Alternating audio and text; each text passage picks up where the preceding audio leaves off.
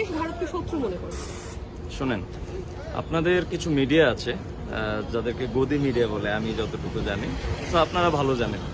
আমি এই ব্যাপারে যতটুকু বলবো যে আপনারা অনেক বেশি অতিরঞ্জিত করে অনেক কিছু বলেন, যেটা অ্যাকচুয়ালি আমাদের মিডিয়া করলে তাদেরকে মানে অনেক বেশি অ্যাকশনে, তাদের উপর অ্যাকশনে নেওয়া হয় অ্যাকচুয়ালি, যে এত অতিরঞ্জিত করে কিছু বলা যাবে না, একটা লিমিটেশন থাকে সব কিছু, বাট আপনারা লিমিট ক্রস করে গেছেন। আমরা লিমিট ইন্ডিয়ার সংখ্যা ইন্ডিয়ার হিন্দু ধর্মাবলম্বী লোকদের চাইতে বাংলাদেশে হিন্দুরা অনেক ভালো আছে, এটা অনেক আগে থেকে, নট ফ্রম নাও আর সামথিং এলস।